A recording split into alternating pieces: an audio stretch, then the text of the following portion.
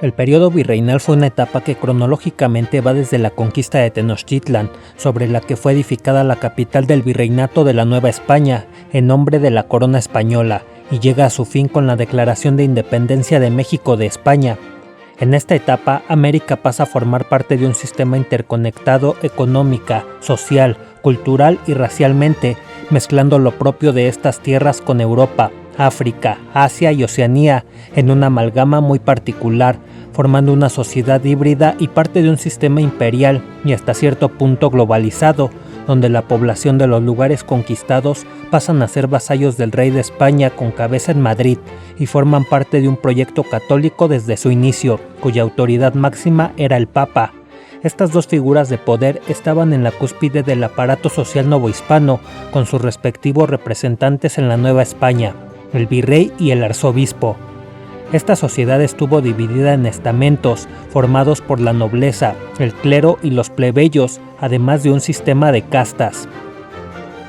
Cabe mencionar que fue un proceso complejo, lleno de matices y que se fue dando gradualmente a lo largo de estos 300 años, en los que se dieron singulares expresiones artísticas, sociales, religiosas, políticas, gastronómicas, entre muchos aspectos más.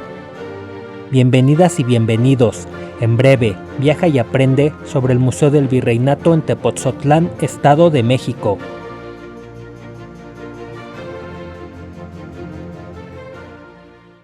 El 19 de septiembre de 1964, en lo que fuera el Colegio Jesuita de San Francisco Javier en Tepotzotlán, durante el gobierno del presidente Adolfo López Mateos, abre sus puertas al público solo 2 días después de la inauguración del Museo de Antropología de la Ciudad de México, el Museo Nacional del Virreinato, cuya finalidad es la conservación, análisis y la exhibición del modo de vida y sus distintas expresiones llevadas a cabo en este periodo. El museo ocupa los diversos espacios del recinto jesuita construido en los siglos XVII y XVIII, específicamente entre 1606 y 1767. Muchas de las piezas de su colección fueron llevadas del Museo de Arte Religioso que se ubicaba en la Catedral Metropolitana de la Ciudad de México.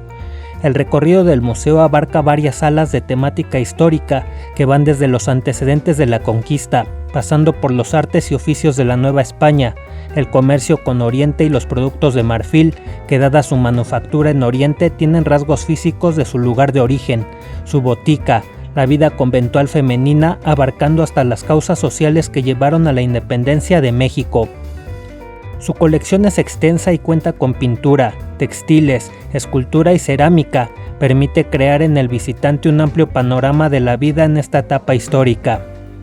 A continuación veamos algunas de las partes más destacadas de este museo, pero antes te invito a suscribirte al canal para recibir más propuestas de recorridos turísticos de México y datos complementarios para tus viajes.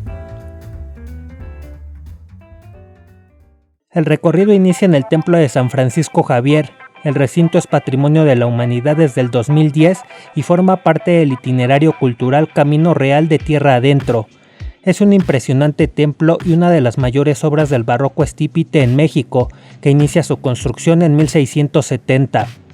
En 1679 comienza a trabajar en la edificación del lugar Diego de la Sierra y en 1680 cuenta con la participación de José Durán para concluir su primera etapa constructiva. En una remodelación posterior, iniciada en 1753, tanto en el interior como en el exterior, se construye su fachada y su torre como las vemos actualmente, ambas a cargo de Ildefonso de Iniesta Bejarano y Durán, construidas de 1760 a 1762. Esta fue trabajada sobre la fachada original del siglo XVII, hecha por su abuelo José Durán. Fue tallada en piedra chiluca gris. El estípite, que es la columna o pilastra a manera de pirámide y con punta hacia abajo, es el elemento arquitectónico que define la portada y los retablos interiores. Consta de 2 cuerpos y un remate, que expresan 3 temas principales. En el cuerpo inferior se representa la gloria de los primeros cristianos, también están los doctores de la iglesia y los evangelistas. En el segundo cuerpo, encima de la ventana del coro, está el patrón de la iglesia, San Francisco Javier, acompañado de santos de diversas órdenes religiosas que simbolizan la expansión del cristianismo. En el remate, San Miguel Arcángel y la Virgen María, protectores de todos los cristianos. Su portada lateral data de 1681, cuenta con un nicho central con una escultura de San Ignacio de Loyola, fundador de la orden religiosa de la Compañía de Jesús. En los medallones a los costados debieron ubicarse el escudo de la compañía y el de la familia Medina Picasso, mecenas del templo. En el interior se elaboran los retablos por Miguel Cabrera e Higinio Chávez, además se pintan los muros en 1753.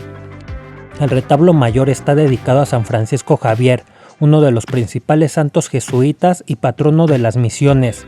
Al costado izquierdo se encuentra el retablo dedicado a San Francisco de Borja, que fuera prefecto general de la orden religiosa y fundador de la provincia de México. El retablo derecho tiene advocación a San Estanislao de Kostka, que es el patrón de los novicios. En el crucero se encuentra un retablo dedicado a San Ignacio de Loyola, fundador de la Compañía de Jesús. Se reconoce por vestir con sotana negra y un libro abierto con el monograma de Jesús. A su izquierda se encuentra Santo Domingo de Guzmán, fundador de la Orden Dominica. A la derecha está San Francisco de Asís, creador de la Orden Franciscana.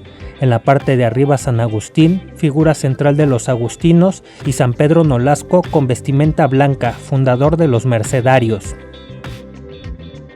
Enseguida se encuentra el retablo de la Virgen de la Luz, que tuvo fuerte culto en Italia y está relacionada con el juicio final y la idea de la salvación.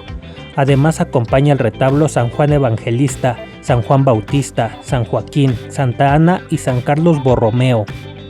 Frente a este está el retablo de San José.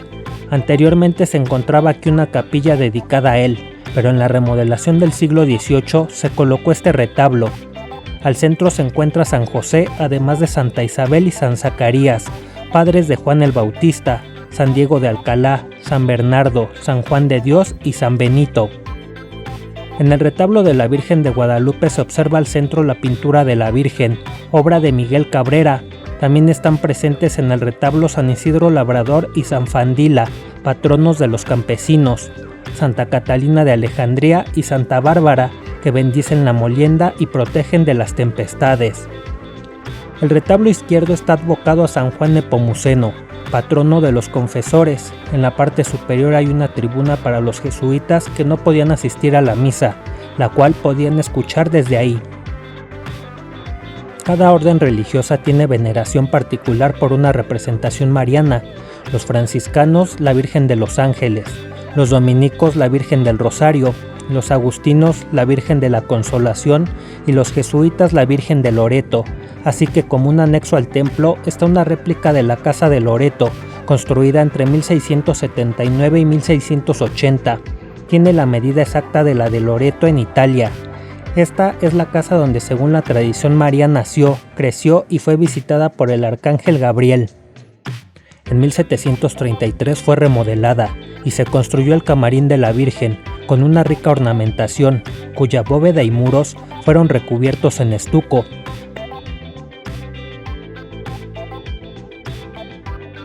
Resalta su piso con azulejos y cuenta con pinturas de Miguel Cabrera como esta, donde la Virgen protege a la Compañía de Jesús. A la cabeza está San Ignacio de Loyola, su fundador, y San Francisco Javier, patrono del templo. Se ve a la Virgen con el niño Jesús bendiciendo, mientras los arcángeles Miguel y Gabriel sostienen su manto. Aquí mismo se encuentra el relicario de San José, que data de 1738. Toma el nombre de relicario, pues originalmente se exhibía un fragmento del manto del santo. Cuenta con pinturas de José de Ibarra y Francisco Martínez.